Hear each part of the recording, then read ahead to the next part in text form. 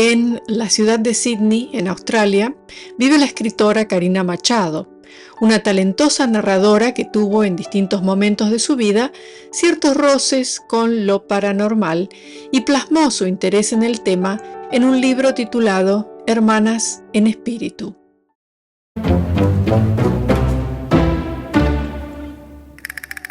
Karina Machado nació en Uruguay, pero prácticamente se crió en Australia, a donde sus padres decidieron migrar cuando ella apenas tenía 2 años.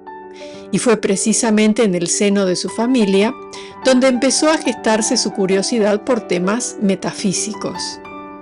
Al parecer, su madre siempre tuvo una sensibilidad especial, como una especie de sexto sentido, y en más de una ocasión demostró habilidades que podríamos asociar con la visión remota y la telepatía.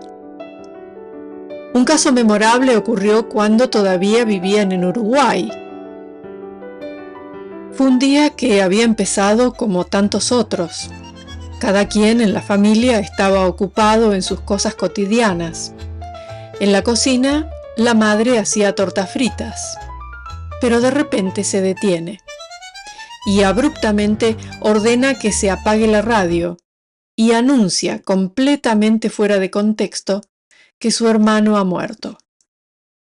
Esas palabras solo cobrarían sentido unos momentos después, cuando llega la noticia de que su hermano había fallecido súbitamente en su casa, a los 44 años, víctima de un ataque al corazón que nadie podría haber anticipado. Y ese fue solo un ejemplo. La autora nos cuenta sobre otros eventos igualmente extraordinarios que ocurrieron en su entorno cercano. Pero el eje del libro pasa por otras historias.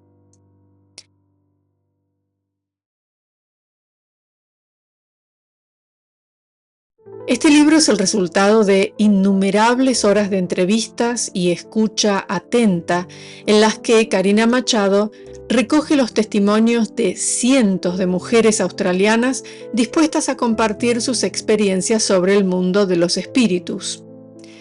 Las historias que ella finalmente seleccionó para la publicación cubren un amplio y variado espectro de fenómenos inexplicables. Pero a pesar de estas diferencias comparten 2 puntos en común.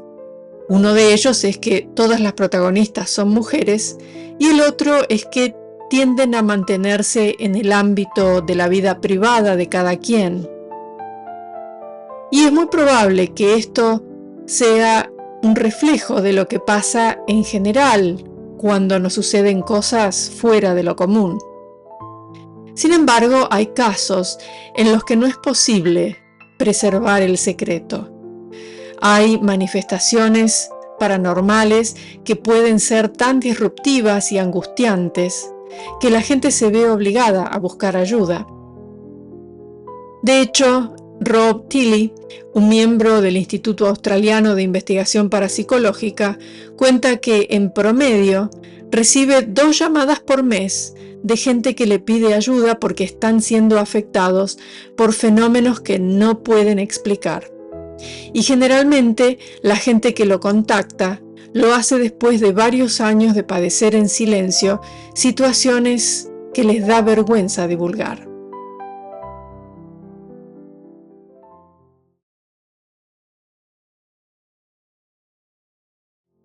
No hay una respuesta definitiva a la pregunta sobre qué son esas entidades con las que algunos entran en contacto. Lo que sí hay son muchas teorías. Karina Machado nos cuenta, por ejemplo, la que tenía Hans Holzer, un escritor y parapsicólogo austríaco muy famoso. Para él, habría más de un fenómeno. En algunos casos lo que se manifiesta, nos dice, es la memoria emocional en la forma de apariciones o sonidos de personas que han fallecido pero no han podido concretar el pasaje desde su estado físico a un estado etéreo. Por un tiempo existen en estado de shock, generalmente asociado con una muerte súbita o traumática. Y es lo que típicamente conocemos como fantasmas. Después habría otro grupo al que él llama espíritus libres, que son entidades completamente conscientes, en completo control de sus facultades mentales y emocionales y hasta de sus recuerdos. A diferencia de los fantasmas, estas entidades cruzaron al plano espiritual, pero tienen la capacidad de moverse de un plano al otro a voluntad. Pero aparte de las ideas de Holzer, hay otras explicaciones que no necesariamente asocian estos fenómenos extraños con gente fallecida. Por ejemplo, hay quienes creen que las apariciones fantasmagóricas son en realidad huellas de energía psíquica que las emociones intensas dejan en el espacio y que pueden ser percibidas por quienes son más sensibles a manifestaciones sutiles. Para ellos sería algo así como percibir el rastro de un perfume al entrar en una habitación vacía. Y en una línea similar también hay quienes creen que las apariciones que semejan fantasmas en realidad son proyecciones involuntarias de personas vivientes en situaciones de crisis. Pueden ocurrir cuando la persona está experimentando un miedo intenso, una situación de emergencia o cuando se encuentra en su lecho de muerte. En esas condiciones, la persona afectada se podría proyectar hacia un ser querido sin siquiera ser consciente de ello.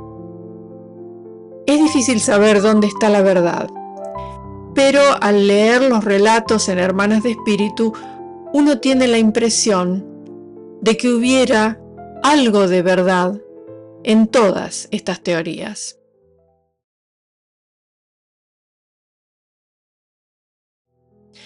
Personalmente, los pasajes que más me impactaron fueron aquellos referidos a los sueños y a esas curiosas pistas que sugieren que en los sueños se pueden abrir puertas hacia una realidad que no es la física. En un capítulo dedicado a la precognición, Karina Machado nos cuenta sobre Louisa Rhine, una investigadora estadounidense que estudió el fenómeno a lo largo de varias décadas. Rhine afirmaba que la precognición existe y es más común de lo que se piensa, y además que los sueños parecerían ser el medio más común para acceder a la información sobre el futuro.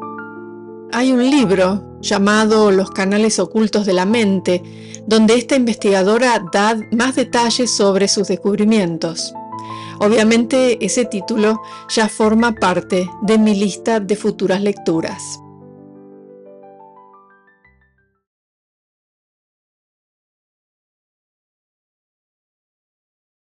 Pero hay algo más que hace que los sueños sean tan fascinantes, y es que no solo serían un vehículo para la precognición, sino también un medio para entrar en contacto con seres que ya no están entre nosotros.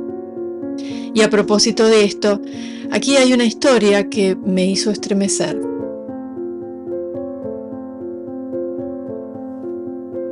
Esta historia comienza con una tragedia. Corría el año 1995 en la ciudad de Sydney y una adolescente de 15 años llamada Anna Wood fallece como resultado de consumir drogas en una fiesta. En su momento, esta desgracia tuvo una gran cobertura mediática y sirvió para impulsar una serie de campañas de concientización en todo el país. Décadas después de esta tragedia, Karina Machado entrevista a Ángela, la madre del adolescente, y allí se entera de detalles extraordinarios que jamás llegaron a oídos del público.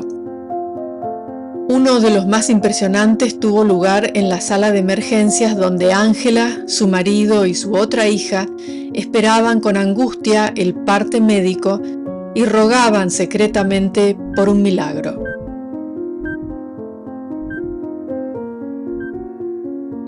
Y ahí, en medio de la desesperación, en un momento Ángela levanta la vista y ve a su padre, el abuelo de Ana, que la mira y le sonríe. Lo notable de esto es que este hombre ya había fallecido. Sin poder dar crédito a lo que estaba pasando, Ángela se vuelve hacia su esposo para confirmar si él también lo veía. Él, igualmente estupefacto, le responde que no, que a quien estaba viendo era a su propio padre, quien por cierto también había muerto. Entonces Ángela se vuelve a su otra hija con la misma pregunta y la hija le confirma que ella también estaba viendo a su abuelo materno. Si bien ninguna de las apariciones articula una palabra, a la familia les queda claro que vienen a prepararlos para lo que vendrá. Por eso no se sorprenden cuando el médico finalmente aparece para darles el parte y les dice que ya no hay esperanzas. Esa escena es verdaderamente impresionante, pero lo que más me estremeció al leer el relato fue lo que ocurrió después, cuando aparecen los sueños, porque ahí se habla de ciertos rasgos muy distintivos que yo misma, habiendo transitado mi propio duelo por un ser querido, conozco muy bien. El primer sueño lo tiene la madre justo después del funeral. En él, Ángela estaba en una estación de tren y de repente aparece su hija. Ángela la abraza, le acaricia el cabello y ve cómo la joven emite una especie de luminosidad. La hija le dice que está bien, que el sitio donde está es hermoso y que no quiere que se preocupe. Y le asegura que se van a volver a ver, pero no en un futuro cercano. Ángela rara vez era capaz de recordar sus sueños, pero este tenía una cualidad diferente. Parecía mucho más que un sueño. Era demasiado vívido, demasiado real, demasiado intenso para olvidarlo. De hecho, ella cuenta que la ayudó enormemente a afrontar el dolor de la pérdida con más fortaleza, esperanza y propósito. Y esto no fue todo. Un año después de que Ana falleciera, el padre tiene un sueño significativo, aunque fue tan vívido que muchas veces piensa que se trató de otra cosa. Ocurrió cuando él estaba recostado, descansando, pero no del todo dormido. Quizá estaría oscilando entre el sueño y la vigilia cuando de repente ve a su hija Ana parada frente a él, rodeada de una especie de resplandor. Ella le dice que está muy feliz, muy ocupada y con mucho que hacer en donde estaba. Y un momento después, así como apareció, se desvanece.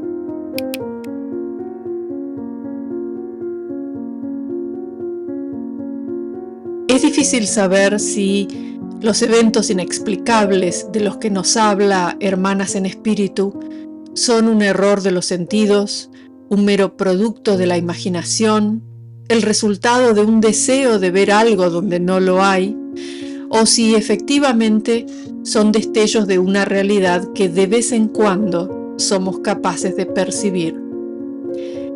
Más allá de esto, para Karina Machado, la fascinación que sentimos por estas historias tiene una razón de ser.